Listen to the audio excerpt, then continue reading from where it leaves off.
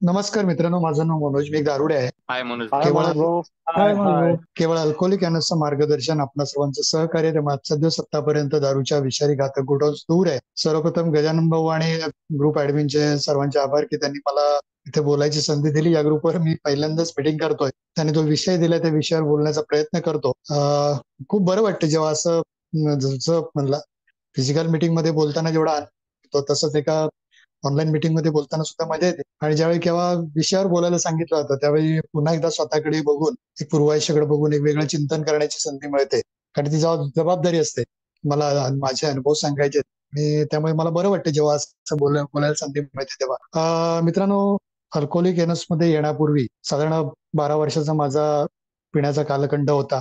जशी आताच्या माझ्या भावानं सांगितलं, बिअरने सुरुवात झाली तशी काहीशी बिअरने सुरुवात झाली आणि साधारण हा प्रवास वाढत वाढत वाढत टप्प्याटप्प्यानं 12 वर्ष झालं आणि 12 वर्षानंतर माझी अशी अवस्था होती की एक 7-8 नोकऱ्या गेलेल्या होत्या. लग्न होऊन 1 वर्ष, 10 वर्ष, 1.5 वर्ष झालेलं होतं. कुटुंबापासून लांब होतो, मित्रपरिवार राहिलेला नव्हता. आर्थिक परिस्थिती फारशी काही चांगली नव्हती. नातेसंबंध सगळे बिघडलेले होते आणि सर्वात महत्वाचं म्हणजे शारीरिक परिस्थिती अतिशय क्रिटिकल झालेली होती. शारीरिक व्याधी चालू झालेल्या होत्या. मानसिक अवस्था कशी होती मला आजही सांगता येत नाही. पण मी कशासाठी जगतोय, पुढे काय, यातलं काही नव्हतं. फक्त आलेला क्षण, माझ्या शरीरामध्ये नशा आहे की नाही, ती नसेल, ती कमी झाली, ती मिळवणं हा एक कलमी कार्यक्रम माझा त्या काळात चालू होता. आणि जेव्हा केव्हा ही नशा कमी व्हायची, विशेषतः सकाळी उठल्यानंतर, तेव्हा मला बारीकशी जाणीव व्हायची की माझं काहीतरी चुकतंय. चुकतंय म्हणण्यापेक्षा मी ज्या मुलीशी लग्न केलंय तिच्या आयुष्याचं जे काय आता चाललेलं आहे त्या आयुष्याची वाहतात चाललेली आहे, त्याला मी जबाबदार आहे. हा विचार काही क्षण मनामध्ये यायचा. त्यावेळी दारू बंद झाली पाहिजे, माझ्या आयुष्यातली दारू गेली पाहिजे असं मला सातत्यानं वाटायचं. पण हा विचार फार काळ टिकायचा, फार काळ टिकायचा नाही. सकाळी उठल्यानंतर शारीरिक अवलंबित्व एवढं झालं होतं की हा विचार, विचार मनात रुजण्याआधीच शरीराचं क्रेविंग चालू व्हायचं आणि ते क्रेविंग, ती आसक्ती माझं मन व्यापून टाकायचं आणि मग ठरल्याप्रमाणे दारू मिळवण्याचा प्रयत्न, त्यातून दारू मिळवणे आणि हे चक्र चालू होतं. शेवटचे 6 महिने मी माझ्या नोकरीवर पण सरळ जात नव्हतो. एका बँकेत नोकरीला होतो. आठवड्यातनं एखाद दुसरा दिवस जायचा. हे असं काहीतरी चाललेलं होतं. माझ्याकडे पैसे नसायचे. पैसे मला कोणी द्यायचं नाही. जेव्हा बऱ्यापैकी शुद्धीत असायचं तेव्हा बायकोशी कबुली द्यायचो, मी यातून बाहेर पडणार आहे. मला खूप इच्छा होती. तुला तुला खूप त्रास होतो. असं खूप इमोशनल बोलायचं. मनापासून बोलायचं. मला आज आठवतं. पण दारू हातात आल्यानंतर मला यातलं काय आठवायचं. आणि हे असं का होतंय? दारू प्यायला बसल्यानंतर, मित्रांशी बोलताना, दुकानात गेल्यानंतर, शेवटच्या काळात देशी दारू प्यायचो आणि दुकानात गेल्यानंतर सुरुवातीला एकटाच बसायचो. मी माझ्या दुःखात बुडलेलो असायचो. या जगात माझ्या इतका दुःखी मीच आहे. प्रचंड आत्मवंचना मनात असायची. मी एकटाच बसायचो. 100-200 मिली पोटात गेल्यानंतर आजूबाजूच्या दारुड्यांशी बोलायला लागायचो आणि ते बोलणं असं असायचं की मी किती दुर्दैवी आहे. माझ्या 25 माणसांच्या कुटुंबापासून मी कसा विभक्त आहे, मी कसा अलिप्त टाकलं गेलोय आणि माझ्या आयुष्यात किती वाईट घटना घडतात आहे आणि माझं पिणं हे किती समर्थनीय आहे. अशा प्रकारचं वातावरण करून मी आत्मवंचनेत डुंबून जायचो मित्र. आणि माझे तिकडे प्रयत्न चालू. दारू सोडण्याची इच्छा होती.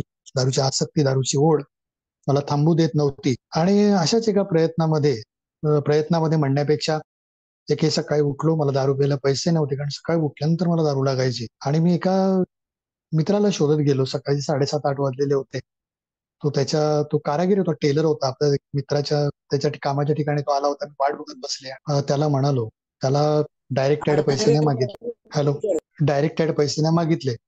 तर दुसरा विषय काढला त्याच्याकडे, कारण सकाळी 7:30-8 वाजता पैसे वाकडे मला तेवढं हे वाटत नव्हतं. म्हणून तो मित्र मला एकदा बोलला होता की दारू बंद करायची असेल तर आपण एका ठिकाणी जाऊया. आणि सकाळी 7:30 वाजता त्याला मी सांगितलं की मला दारू बंद करायची तर घेऊन चल. मला वाटतं सप्टेंबर 2002 मध्ये ती घटना आहे. साधारण 20-22 तारीख होती सप्टेंबरची. आणि त्याला सांगितलं की मला जायचंय, मला दारू बंद करायची, तू मला घेऊन चल. तुझ्या वडिलांना जिकडे नेलंस त्याचे वडील खूप दारू प्यायचे, दारू बंद केली होती. मग त्याला म्हटलं मलाही घेऊन चल. तो म्हणाला ठीक आहे, आपण 1 ऑक्टोबरला जाऊ, 1-2 ऑक्टोबरला आपण जाऊ तिकडे. आणि हे बोलणं झाल्यानंतर मी त्याला, जेव्हा माझा मेन उद्देश होता, तो बोलला अरे मला मला 20 रुपये दे, आता मला दारू पिऊ दे, आपल्याला 1 तारखेला सोडायची, तारखेपासून बंद करणार, आता मला 20 रुपये दे. आणि मला 10 रुपये काढून दिले. आणि तिथून उठता उठता त्याच्या बाजूला दुसरा एक टेलर कारागीर बसला. तो म्हणाला एवढ्या लांब कशाला जात आहे, इथे आपल्याकडे एक मिटिंग चालतात, दारुड्यांच्या मिटिंग होतात अमुक ठिकाणी, तिथे जा आणि बघा, तिथे बऱ्याच जणांची सुट्टे दारू, तिथे जाऊन प्रयत्न करा. म्हटलं कोणाला भेटायचं काय, त्याने एका सभासदाचं मला नाव सांगितलं. ते नाव लक्षात ठेवलं आणि तिथून बाहेर पडलो. आणि मग डोक्यात चक्र चालू झालं की एवढ्या लांब दारू सोडण्यास जाऊन खर्च करण्यासाठी हा जर एक सोपा मार्ग असेल तर आता शोध घेऊ आपण. आणि त्या सभासदाचा मी शोध घ्यायला लागलो. एके दिवशी तुम्हाला सभासद भेटला. दारू पिऊन दुकानातून बाहेर पडलो होतो आणि समोरच तो एका ठिकाणी उभा होता. त्याच्याशी जाऊन बोललो आणि त्या माणसाला मी पूर्वी दारू पिण्याच्या अवस्थेमध्ये बघितलेला होता. त्या सभासदाला जो मला पहिला भेटला त्याला दारू पिण्याच्या अवस्थेमध्ये 2 वर्षापूर्वी बघितलेला होता आणि त्याच्याशी बोलताना मला फरक जाणवला. माणूस जसं बोलतोय ना निश्चित त्याच्यात काहीतरी फरक झालेला. हा खोटं सांगत नाही एवढी माझी खात्री पडली. कारण त्याचा दारू पिण्याचा अवतार आणि आताचा अवतार हा मी बघितलेला होता. त्याच्यावर क्षणार्धात विश्वास बसला माझा. त्याच्यावर विश्वास बसायला मला वेळ लागला. दुपारची वेळ होती. तुम्हाला संध्याकाळी तुम्हाला 4:30 वाजता न्यायला येतो तुमच्या घरी, तुमच्या रूम वरती आणि आपण जाऊ. ठरल्याप्रमाणे मी तयार राहिलो, दाढी केली. दुपारी दारू नाही पेलो, दिवसभर दारू पिणार आहे. सकाळी जेवढी दारू पिली होती त्या दारूवरतीच कसा तरी होतो. संध्याकाळी तुम्हाला न्यायला आणि मिटिंगला घेऊ. मला दारू बंद करायची होती मला, पण ती कायमची बंद करायची नव्हती. कारण दारूवरचं अवलंबित्व एवढं होतं, दारूवरची श्रद्धा, प्रेम एवढं होतं ना माझं, की आयुष्यातनं संपूर्णपणे दारू बाजूला काढून टाकणं हे मला मान्य. मला दारू बंद करायची होती काही काळापूर्वी, महिने, 2 महिने, 3 महिने. कारण परिस्थिती अशी झालेली होती, माझी बँकेतली नोकरी जाण्याच्या मार्गावरती होती. माझं शरीर ढासळत चाललेलं होतं आणि थोडे दिवस दारू बंद करायची. ती बंद झाल्यानंतर माझी तब्येत सुधारेल, माझी नोकरी स्थिरावेल, 4 पैसे माझ्या हातात येतील आणि मग मी व्यवस्थित राहायचा प्रयत्न करेन. ज्या ज्या लोकांनी माझ्यावरती अन्याय केलाय, तिकडे सूड भावना, ज्या ज्या लोकांनी माझ्यावरती अन्याय केलाय, मला वाटायचं की मी वंचित आहे, एकावर टाकला गेलेलो आहे. नोकरीनिमित्त का असे ना माझ्या कुटुंबापासून 150 किलोमीटर वरती मी फेकला गेलो. त्या लोकांनी मला नाकारलेलं आहे आणि माझ्याकडे पैसे आले की या लोकांना मी दाखवून देईन, या उद्देशाने मी तिथे गेलेलो होतो. मला काही महिने दारू बंद करायची. पहिली मीटिंग केली, खूप बरं वाटलं. एक वेगळ्या विश्वात गेल्यासारखं मला वाटलं, आनंद झाला. योग्य ठिकाणी आलोय हे पहिल्याच मीटिंग मध्ये मला जाणवलं. त्या मीटिंगचा प्रभाव, तिथलं वातावरण होतं. पण मित्रांनो, दारू आज आत्ता ताबडतोब बंद करणं, ते जे काही त्याने मला सूत्र सांगितलं ते करायला मन तयार झालं नाही. मला दारू हळूहळू कमी करायची होती. 10 ऑक्टोबर 2002 ला त्या मीटिंग हॉलमध्ये, त्यानंतर 11 ऑक्टोबरला थोडी दारू पिऊन मीटिंग केली. साधारणपणे रोज मीटिंग असायची तिथे. 12 ऑक्टोबर, 13 ऑक्टोबर, 14 ऑक्टोबर असे 4 दिवस थोडी थोडी दारू पिऊन मीटिंग केली आणि 14 ऑक्टोबरला संध्याकाळी मीटिंग संपल्यानंतर तिथले काही सभासद माझ्या भोवती गोळा झाले. त्यांनी मला सांगितलं, माझी पत्नी देखील बरोबर होती माझ्या. त्याने मला सांगितलं की बघ, तू वन डे अटेंडन्सची आम्ही सांगतोय की आजचा दिवस तू विचार करायचा. तू आज तू पेलस, उद्या बघ, उद्या दसरा आहे, उद्या सकाळी उठल्यानंतर प्रार्थना कर आणि ठरव की आज दारू पिणार नाही. उद्याचा दिवस दसरा आहे, किमान एक दिवस जमतं का बघू, बघ म्हणाला, आम्ही तुझ्या सोबत आहोत. तिथल्या एकाचा, त्या ग्रुपच्या फाउंडर मेंबरनी मला सांगितलं की तू ये आणि सकाळी उठ, माझ्या घरी ये आणि बघ जमतं का. ठरल्याप्रमाणे मी सकाळी उठलो, पत्नी आणि त्याच्याकडे गेलो. दिवसभर त्या माणसाच्या घरी थांबलो, त्याच्या घरी. दसऱ्याला जे काही धार्मिक विधी होतात त्या सगळ्या चालू होत्या आणि मी मात्र त्याच्याकडे बसलेलो होतो. माझं शरीर बंड करून उठलेलं होतं, थरथराट चालू झालेलं होता, उलट्या होण्याच्या मार्गावर होत्या. पण सातत्यानं कोणी ना कोणी मेंबर येऊन त्याच्या घरी माझ्याशी बोलत होता. आणि तो पूर्ण दिवस, बऱ्याच वर्षानंतर तो पूर्ण दिवस दारू न पिता गेला. त्रास झाला मित्रांनो, रात्री झोप नाही आली, पण एक कुठेतरी आत्मविश्वास वाटला की दारू बंद होऊ शकते माझी. नंतर दुसरा दिवस, तिसरा दिवस, चौथा दिवस अशी दारूपासून लांब राहायला लागलो. बरं वाटायला लागलं, या लोकांत मला बरं वाटायला लागलं. आणि सातत्यानं मीटिंग न चुकवता माझी पत्नी आणि मी मीटिंगला जायला. त्यांचे अनुभव ऐकून माझे अनुभव मला आठवल्यानंतर मला खूप बरं वाटत होतं. हळूहळू आजार कानावर पडत होता, आजारही मान्य होत होता. कारण आजाराची जी जी लक्षणे मला सांगत होते तीही मला मान्य होती. कारण माझ्या पिण्याचं स्वरूप, पिण्याचं प्रमाण, माझे विचार, ह्या सगळ्या गोष्टी मिळत्या जुळत्या होत्या.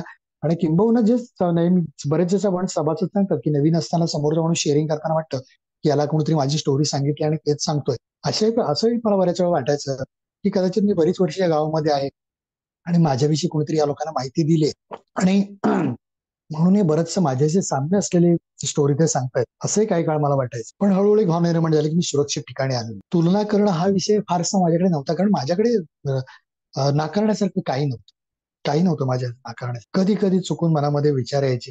अशी उदाहरणं होती की कोणी काय घरातल्या देवाची समई विकली होती, बायको सोडून गेली होती, नोकरी गेली होती.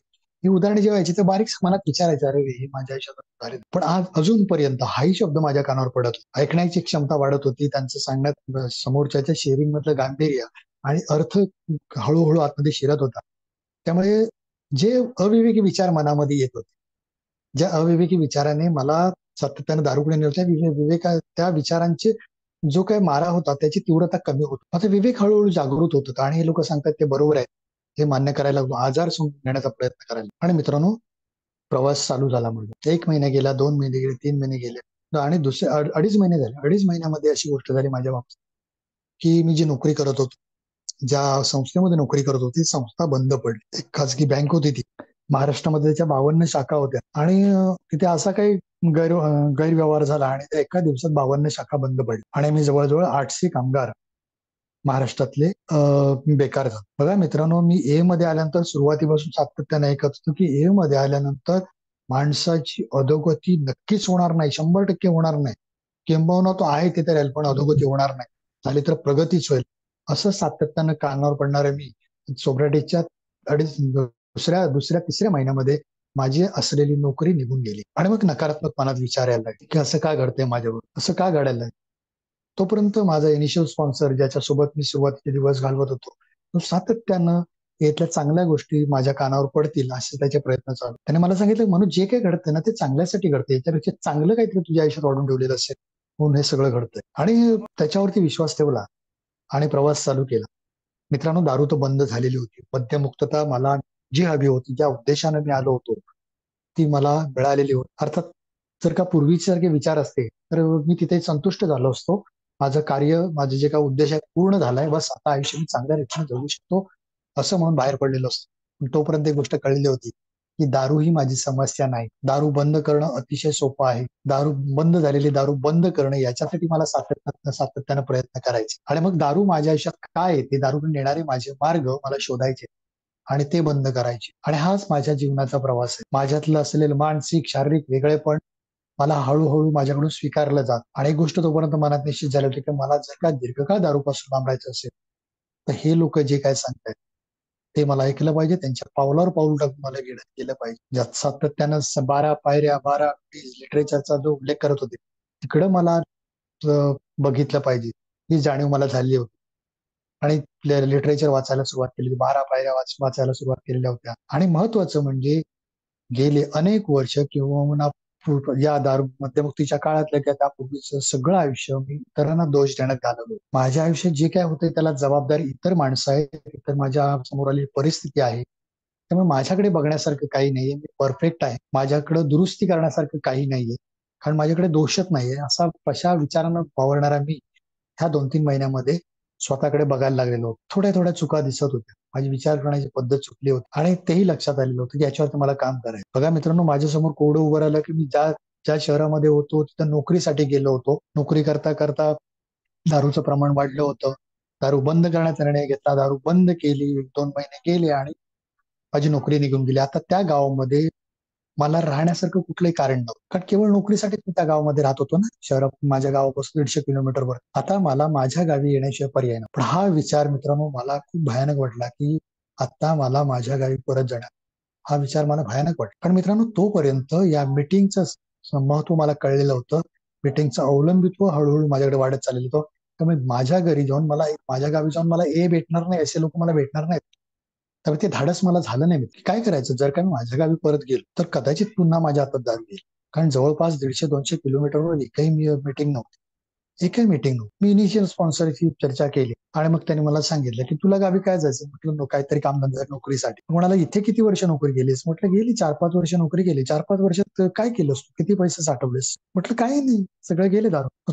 तुझं कुटुंब चालूच, बायको आणि तू त्याचं व्यवस्थित चाललं का तुझं. हो. काय. मग इथे म्हणाला जर का तुला तुला पोटापुरतं, तुझ्या आणि बायकोचं पोट भरण्यापुरतं एखादं काम मिळालं तू करशील का. म्हटलं ठीक आहे. आणि मग त्यांनी सांगितलं की आता नवीन आयुष्य चालू करताना तुला नव्याने या आयुष्याकडे बघायचं. तुझं शिक्षण, तुझी विद्वत्ता, तुझे पूर्वानुभव, तुझी जात धर्म जे काही तू स्वतःच्या प्रतिमेला चिकटवून ठेवलंस ना, त्यातली कुठलीही गोष्ट तुला दारुडा होण्यापासून वाचवू शकलेली नाही. कुठलीही गोष्ट, ज्या गोष्टी तुला अभिमान होता, तुझी हुशारी असेल, तुझं शिक्षण असेल, जी काही विद्वत्ता तुला वाटते ती, त्यातली ज्या गोष्टीचा तुला अभिमान होता, ज्याचा तू गर्व, त्यातली कुठलीही गोष्ट तुला दारुडा होण्यापासून वाचवू शकलेली नाही. त्या सगळ्या गोष्टी त्यात कुचकामी ठरल्या. त्यामुळे त्या सगळ्या गोष्टी आता बाजूला ठेवायच्या आणि स्वतःचा नव्याने शोध घ्यायचा. एक वाक्य ऐकलं की मला दीर्घकाळ दारूपासून लांब राहायचं असलेल्या व्यक्तिमत्वामध्ये आमूलाग्र बदल करावा लागला. बरं, असा वर्ष 6 महिने दारूपासून लांब राहिलो होतो मी पूर्वी, पुन्हा दारू आलेली होती. पण इथं दीर्घकाळ आयुष्यात दीर्घकाळ दारूपासून लांब राहायचं आयुष्यात, त्याच्यासाठी मला दारू बंद करायची आणि त्याच्यासाठी काही प्रयत्न करावे लागणार. आणि मग गांभीर्यानं पुन्हा याच्याकडे बघायला पहिलं मला वाटलं की माझ्या व्यक्तिमत्वाचा शोध घ्या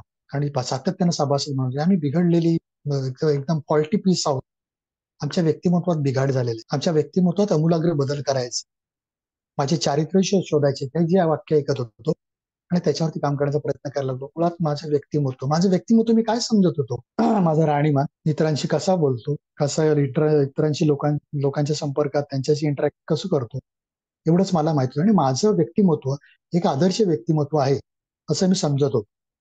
पण लक्षात आलं की जी माझं व्यक्तिमत्व म्हणून ही माझी प्रतिमा बनवली ती खरी आहे का?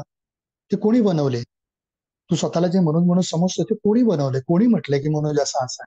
तुझं तू ठरवलंयस.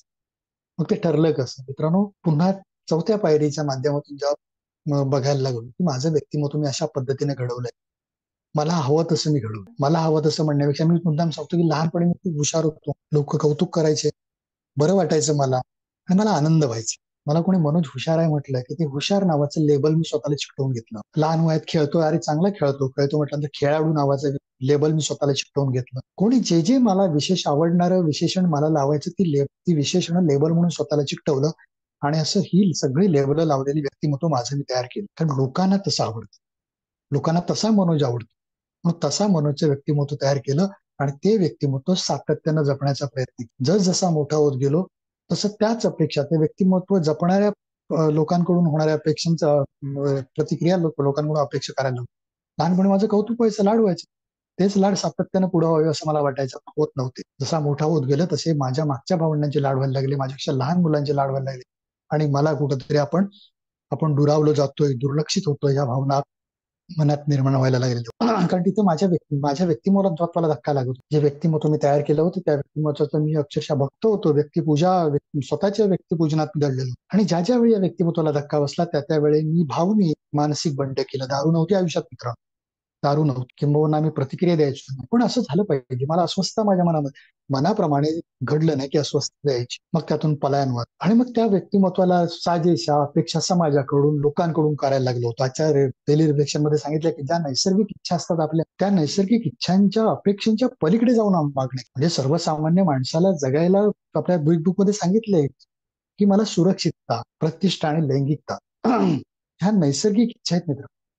मला सुरक्षितता हवी, भावनिक सुरक्षितता हवी, आर्थिक सुरक्षितता हवी, सामाजिक सुरक्षितता हवी आणि ती मला होती माझ्याकडे. पण मला आहे त्याच्यापेक्षा जास्त. लोक मला लाथाडत होती का? नाही, पण मला कौतुक जास्त पाहिजे. स्वतःला चांगलं म्हणजे नैसर्गिक इच्छा आहे, पण नाही, लोकांनी मलाच चांगलं म्हटलं पाहिजे. गर्दीत गेलो की गर्दीतल्या केंद्रस्थानी मी असलो पाहिजे. ही अनैसर्गिक अपेक्षा सुरक्षेच्या बाबतीत, पैशाच्या बाबतीत आहे त्याच्यापेक्षा वेगळं मला नातेसंबंधाच्या बाबतीत भावनिक सुरक्षितता ही इतरांनी माझं ऐकलं पाहिजे, माझ्याकडे जास्त लक्ष दिलं पाहिजे. ह्या अपेक्षा मित्रांनो त्रास देत गेला. जेव्हा पूर्ण झाल्या त्यावेळी स्वतःची पाठ पडली. ज्यावेळी पूर्ण नाही झाल्या त्यावेळी आत्मवंचनेमध्ये, दुःखामध्ये, रागामध्ये स्वतःला अडकवते. मित्रांनो, किती गांभीर्याने मला पूर्वायुष्याकडे बघायला लागलं बघा, की माणूस फक्त मद्यम दारू बंद करण्यासाठी आला होता, त्याचे विचार हळूहळू बदलायला लागले. की एची आणि एच्या मीटिंग मधली जे काय वातावरण आहे त्याची जादू आहे. थोडं मी माझ्या आयुष्यात कधी पूर्वी बघितलंच नव्हतं. प्रतिष्ठेच्या बाबतीत मी कुठे बाहेर गेलो की लोक मला हाक मारायचे, मनोज कसा आहेस बाळा, छान आहेस ना? हो, तेवढं पुरेसं होत, पण मला याच्याशी वेगळं पाहिजे. आणि ज्यावेळी दारू आयुष्यामध्ये आले ना मित्रांनो, त्याच वेळी ह्या नैसर्गिक इच्छांनी एक वेगळं रूप धारण केलं. तोपर्यंत ह्या दबलेल्या सगळ्या भावना, मगाशी म्हटलं की मी व्यक्त व्हायचो नाही, त्या सगळ्या भावना दाबून ठेवल्या होत्या. आणि दारू हातात आल्यानंतर ह्या मी व्यक्त व्हायला लागलो आणि मला बरं वाटायला लागलं. यास माझ्यामध्ये डेअरिंग आहे आणि व्यक्त होतोय. ते व्यक्त होणं म्हणजे हे होतं, माझ्या नैसर्गिक इच्छांच्या पलीकडे जाणं. अजून मग कौटुंबिक आणि भावनिक सुरक्षेच्या जेव्हा प्रश्न यायचा तेव्हा कुटुंबामध्ये वाद व्हायचे, नातेवाईकांमध्ये वाद व्हायचे. कारण त्यांच्या ज्या काही प्रतिक्रिया होत्या, त्यांचं प्रेम होतं, त्याच्यापेक्षा वेगळं मला काहीतरी पाहिजे होतं. समाजात वावरताना मनोज, मगाशी म्हटलं की मनोज म्हणून चार लोक हाक मारायचे, कसं आहे, पण मला नाही. मनोजला हाक मारताना सन्मानानं हाक मारली पाहिजे. मनोजला वेगळ्या पद्धतीने, जो इतरांना हाक मारतात तसं नाही, मनोजला हाक मारलं, मनोज भाई, मनोज असं आहे तसं आहे, विशेषण लावून काहीतरी हाक मारलं पाहिजे. ही प्रतिष्ठेच्या बाबतीतली अनैसर्गिक इच्छा म्हणजे लैंगिकतेच्या बाबतीत. लैंगिकता ही नैसर्गिक आहे मित्रांनो, की प्रजनन आणि शरीर सुखासाठी निसर्गाने दिलेले, त्यासाठी एक पत्नी पुरुष. पण दारू प्यायल्यानंतर हे लैंगिकतेविषयी विचार असे प्रबळ व्हायचे. कृती फार कमी झाली, पण हे विचार विकृत रूप धारण करायचे. आणि ह्या 3 टप्प्यावरती जेव्हा शोध घेतला तेव्हा लक्षात आलं की टप्प्यावरती माझ्या विचारांनी ह्या मर्यादा ओलांडलेल्या आहेत. आणि ही माझ्या तर त्याने मला ते काम करायला लावलं. माझा अहंकार तिथे आज आला.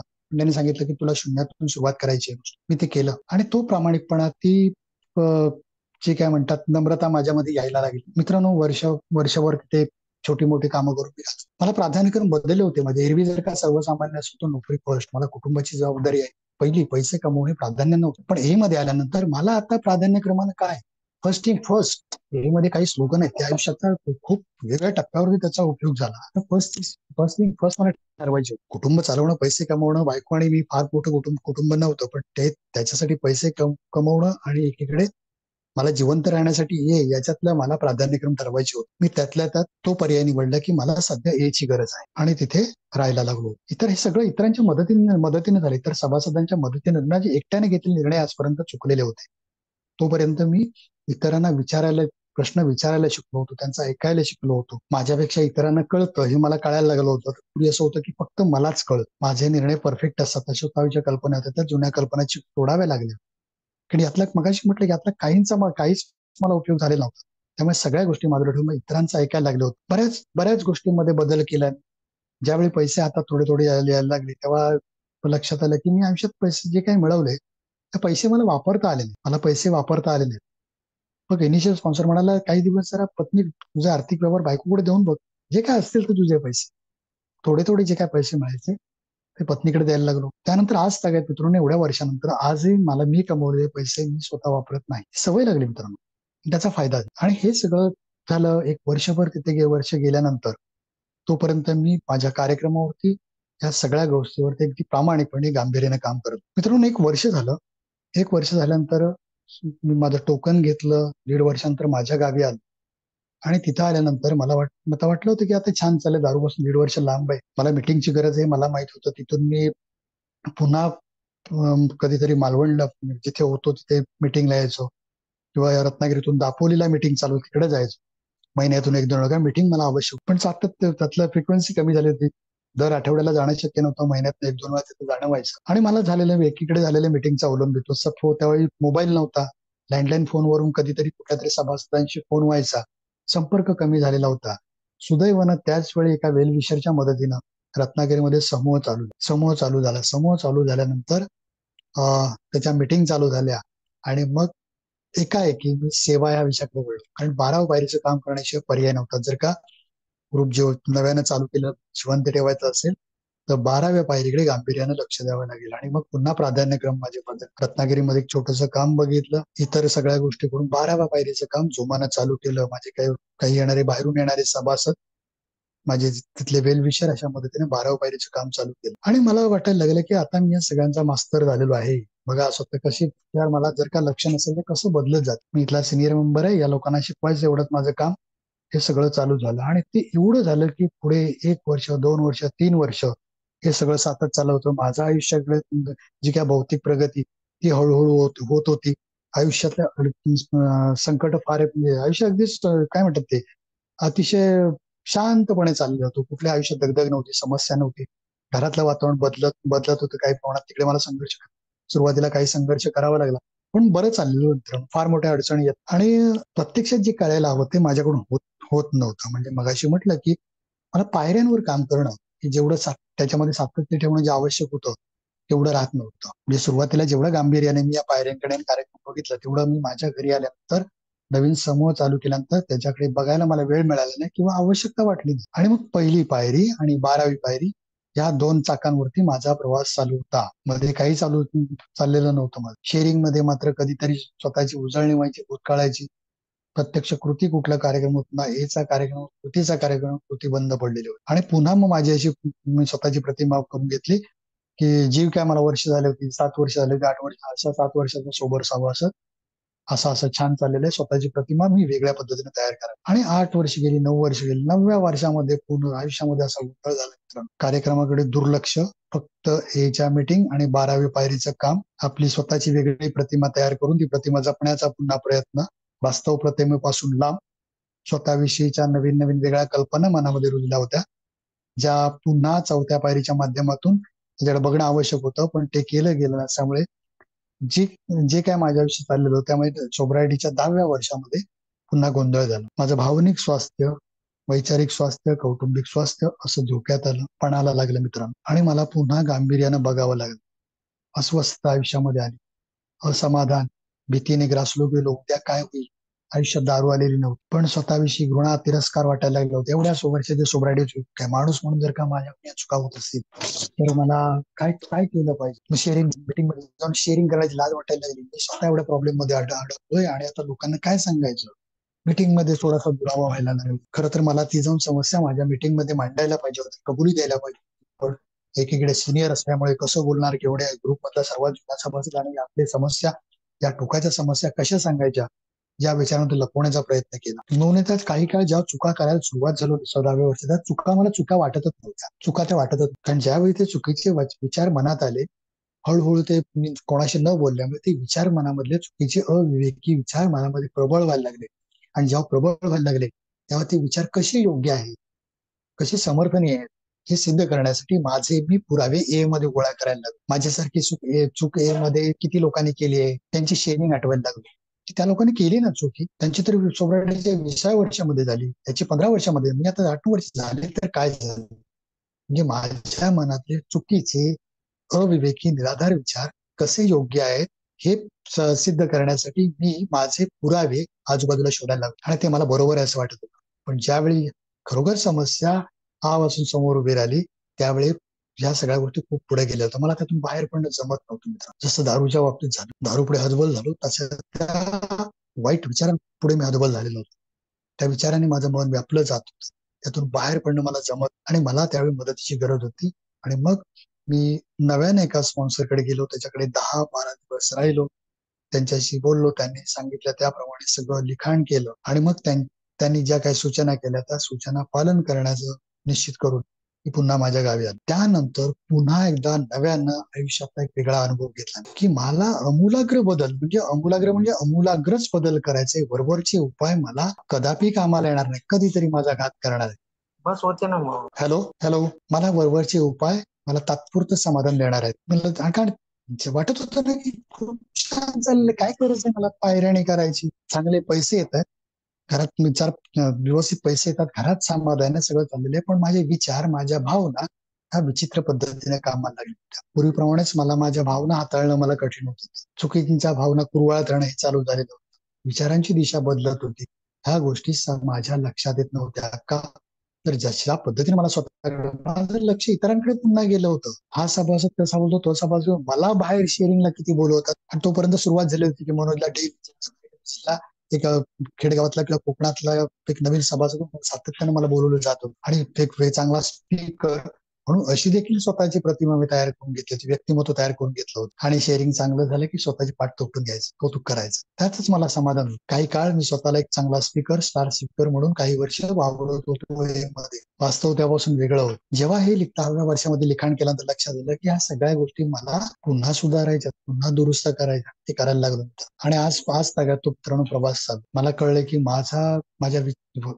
माझ्या वाताहतीची किंवा माझ्या अधोगतीची सुरुवात माझ्या भावनांमध्येच होणार आहे. मला आलेल्या भावना, माझ्यामध्ये निर्माण झालेल्या भावना ह्या मला जर हाताळता आल्या नाहीत योग्य पद्धतीने, त्याचा ते होणार आहे. आयुष्यातल्या प्रत्येक घटकाला ते होणार आहे. माझ्या शरीरावर, माझ्या मनावरती, सगळ्यावरती त्याचा परिणाम. आम्ही अनियंत्रित भावनांचे बळी आहोत. या गोष्टीचा विसर मला पडता कामा नये.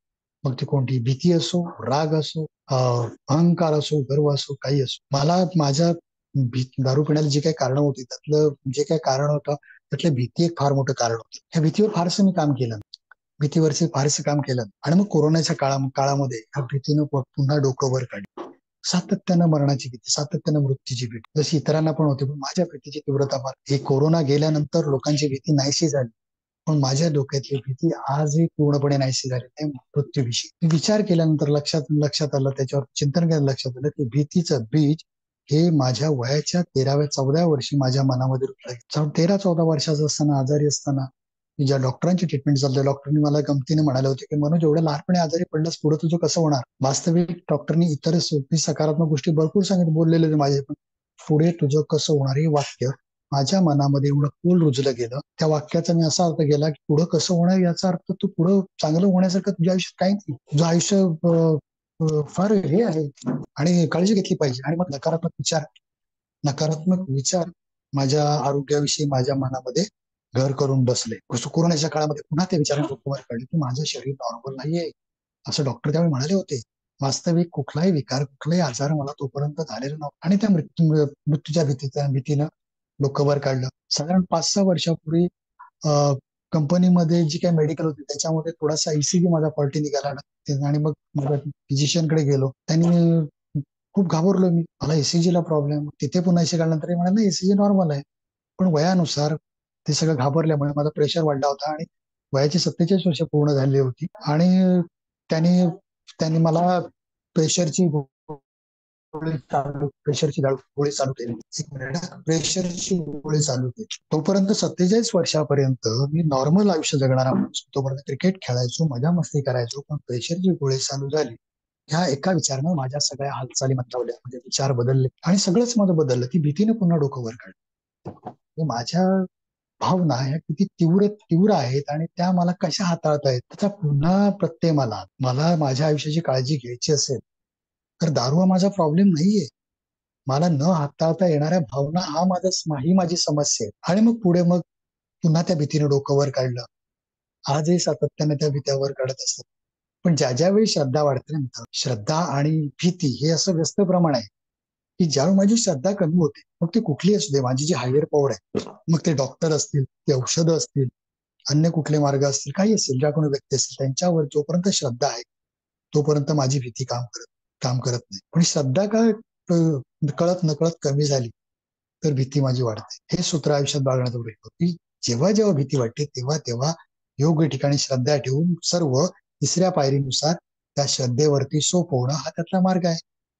हे मध्ये प्रत्येक गोष्टीला माझ्या विचारांना मार्ग दिलेला आहे. जेव्हा तिसरी पायरी विसरून माझं आयुष्य चालवायला घेतो त्यावेळी मी अडचणीतच येतो.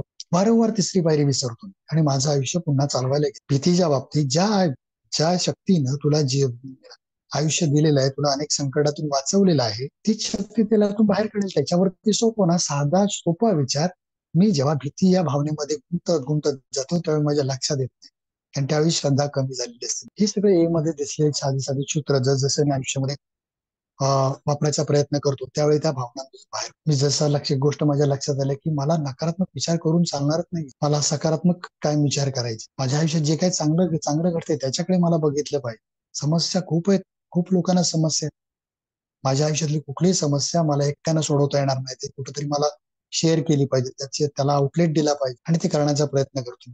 मग कुठलीही समस्या असेल, मी माझ्या घरातला जास्तीत जास्त समस्या, जास्तीत विचार पत्नीशी बोलण्याचा प्रयत्न करतो. कुठलाही निर्णय आजतागत मी स्वतःच्या मनाने घेतो. कुठलाही निर्णय घेतो. मी असं नाही समजत की आता एवढ्या वर्षाच्या सोबरायटी नंतर मी तेवढा परिपूर्ण झालं व्हायचे असेल कदाचित, पण इथं मला इतरांची मदत घेतलीच पाहिजे. मला ए मध्ये सुद्धा एखादी समस्या निर्माण झाली तर मी ती नवागताला सुद्धा विचार.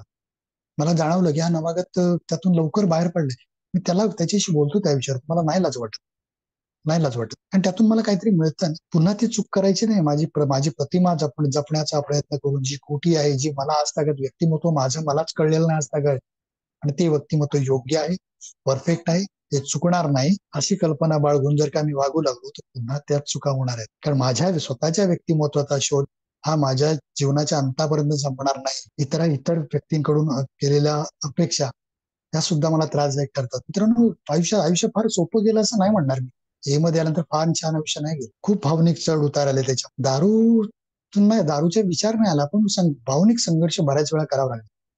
म्हणजे मला ते प्रकर्षानं जाणवतं की आम्ही जे काय अनियंत्रित भावनांचे बळी आहोत ते वारंवार मला कळलं. वारंवार हे मध्ये सगळे स्लोगन, सगळे सूत्र या आशादायक आहेत मित्र आणि त्या वेळी त्यातून बाहेर पडलो. की वाईट दिवस म्हणजे ज्यावेळी वाईट दिवस होते त्यावेळी सातत्याने की नक्कीच आयुष्यात वाईट दिवस निघून जाणार आहेत, त्या केवळ आशेवरती राहिलो. मी ए मध्ये आल्यानंतर मला माझ्या आर्थिक गरजा कसं पूर्ण होणार. वयाची 30-35 वर्ष झाली होती, कर्ज होतं, घराची कुटुंबाची जबाबदारी माझ्यावरती होती. पहिली ए मध्ये नोकरी गेल्यानंतर जी नोकरी केली ती पहिली 1200 रुपयाची नोकरी होती. त्यातले 800 रुपये मला आईला द्यावे लागले. 400 रुपयात पत्नी आणि मी त्यानंतर झाली असा माझा संसार चालू केला. सोबरायटीमध्ये बिल्डिंग वरती बांधकामावरती पाणी मारण्याचं काम केलं. कामं केली मित्रांनो सोबरायटीमध्ये.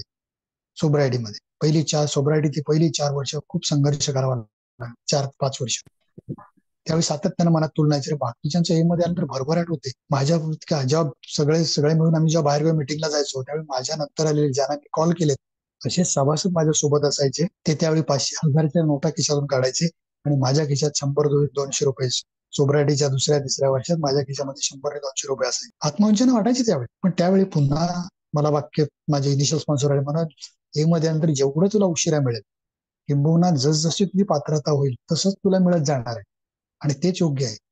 जेवढं तुला लवकर आणि पटपट मिळेल तेवढा आयुष्यात धोका आहे. आणि त्याचा अनुभव घेतला मित्रांनो. मला वेळेनुसार हळूहळू जसजशी माझी पात्रता होत गेली तस तसं भौतिक सुख किंवा पैसा म्हणा माझ्याकडे येत गेला. पुढे काही वर्षात मी नोकरीच्या अशा ठिकाणी पोहोचलो की तिथं 8 तासाची नोकरी आहे, 1 तास सुद्धा मला काम नाहीये, पण 8 तास मी एसीत बसून आरामात फुकट वायफाय अशी माझी 8 तासाची नोकरी असते. त्याच्या मागचं कारण की सोक्रेटिसच्या सुरुवातीच्या काळामध्ये खडतर प्रवास केला, खडतर प्रयत्न केले, कष्ट केले मित्रांनो. माझं शिक्षण बाजूला ठेवलं, माझे पूर्वानुभव किंवा ह्या गोष्टी कुवळत बसलो नाही, नव्यानं आयुष्य चालू, आणि त्याचे परिणाम आज चांगले झाले. आज सुखी कुटुंब, माझी पत्नी आनंदी आहेत, 2 मुली चांगल्या ठिकाणी शिकतायत, एक मुलगा आहे. आज समाजामध्ये चांगल्या प्रकारची प्रतिष्ठा आहे. म्हणजे बायकोची जी काय अपेक्षा असते ती अपेक्षा पूर्ण होते. बायकोची अपेक्षा काय, मुद्दाम सांगतो, तिची अपेक्षा एकच असते कायम, की समाजात वावरताना किंबहुना घरातून बाहेर पडल्यानंतर तुमच्याकडे हा माणूस वाईट आहे कुठल्याही अर्थानं असं कोणी बोट दाखवतं का, म्हणजेच तुमचं चारित्र्य उत्तम असलं पाहिजे. म्हणजे आमच्यासाठी घरात किती पैसा आणताय आमच्यासाठी महत्वाचं नाही, तुमचं चारित्र्य समाजात वावरताना चांगलं असलं पाहिजे, ही माझ्या असलेली बायकोची किमान अपेक्षा. विचार करा. आणि त्यामुळे मी म्हणतो की मी समाधानी. जर का दुःखी असेल, माझ्या आयुष्यात काय अडचणी असेल, दुःख असेल, तर त्याला कारणीभूत माझी भावना आणि विचार आहे. बाकी त्याला जबाबदार अन्य कोणी नाहीये, अन्य कोणी नाही. पूर्वी इतरांना दोष देतो, आज नाही दोष देत, की मलाच ज्या ज्यावेळी मला समोरची परिस्थिती आणि माणसं हाताळता येत नाही, त्यांच्याकडे बघण्याचा दृष्टिकोन माझा चुकीचा असतो, त्यावेळी मी दुःखी होतो. ही गोष्ट स्वतःला समजवण्याचा प्रयत्न करतो मी. आणि त्यामुळे छान चाललेलं आहे, बरं चाललेलं आहे, की हा जो काय माझा मध्यमुक्तीचा प्रवास जो मला पूर्वी अपेक्षित नव्हता. मला वाटलं होतं की दारू बंद झाली की मी नोकरी करणार, माझ्याकडे पैसे येणार, या लोकांना दाखवणार, अशा अपेक्षेने मी आलेलो होतो. पण हे काय सगळं वेगळंच होतं. मलाच सुधारायला पूर्ण आयुष्य घालवायचंय, जे मला वाटत होतं की बरोबर आहे, पण तेच त्याच्यातच सगळा बिघाड होता. आणि छान वाटते की मला इतर पुस्तकांचा याचा त्याचा जाणून घेण्यापेक्षा स्वतःच्या व्यक्तिमत्वाविषयी किंवा माझ्या भावनांचा उगम, त्यांचा प्रवास, त्यानंतर होणारी प्रतिक्रिया, ह्याचं निरीक्षण करण्यात मला मजा वाटते. मजा वाटते. आणि त्यातच सगळं असं मला वाटतं. त्याचेच परिणाम मला बरे वाईट भोगावे लागणार, की माझ्या भावनांना प्रतिसाद कसा देतोय, रिॲक्शन, त्याचेच परिणाम मला समाजातून मिळणार आहेत. ते जर का माझे योग्य असतील तर मला येणाऱ्या समाजातून किंवा निसर्गातून येणाऱ्या ह्या प्रतिक्रिया माझ्यासाठी निश्चित चांगल्या असतात. आज वाईट गोष्टी किंवा मनाला न पटणाऱ्या गोष्टी ज्या स्वीकारणं कठीण जातील, स्वीकारण्याची ताकदही हळूहळू आलेली. आज फार मानसिक घालमेल होत नाही, त्यामुळे स्वीकारण्याची ताकद आलेली परिस्थिती एवढ्या वर्षानंतर. आणि खूप मी स्वतःला तिचे नशिबान समजतो की हे सारखा मला मार्ग सापडला, ज्या मार्गानं मला माझा अभ्यास करायला द्या, मला स्वतःचा अभ्यास करायला, माझा जन्म, माझी जडणघडण, माझ्या आयुष्यातला संपूर्ण प्रवास हा अभ्यासाची संधी मला मिळाली. आणि म्हणूनच इतरांपेक्षा मी समाधानी असेन असं मला वाटतं, असावं असं मला बरं वाटतं मित्रांनो. इतरांच्या समस्या वेगळ्या आहेत, माझ्या समस्या वेगळ्या आहेत, पण यात समस्यांची तीव्रता फार कमी आहे. मला वाटतं की खूप वेळ झालाय मी त्या विषयावर बोलण्याचा प्रयत्न केला, काही विषय शॉर्ट मध्ये सांगितले वेळ होईल म्हणून, पण हे त्यानंतर पुढे काय मला करावं लागेल ते थोडक्यात सांगण्याचा प्रयत्न केला. आपण मला बोलायची संधी दिली त्याबद्दल मी आपणा सर्वांचा आभारी आहे. जर काही चुकीचं बोललो असेल तर माफ करा मित्रांनो, पण मला जे वाटलं, मी जे अनुभवलं ते सांगण्याचा प्रयत्न केला. पुन्हा एकदा आपल्या सर्वांचे आभार. शांतपणे ऐकल्याबद्दल धन्यवाद.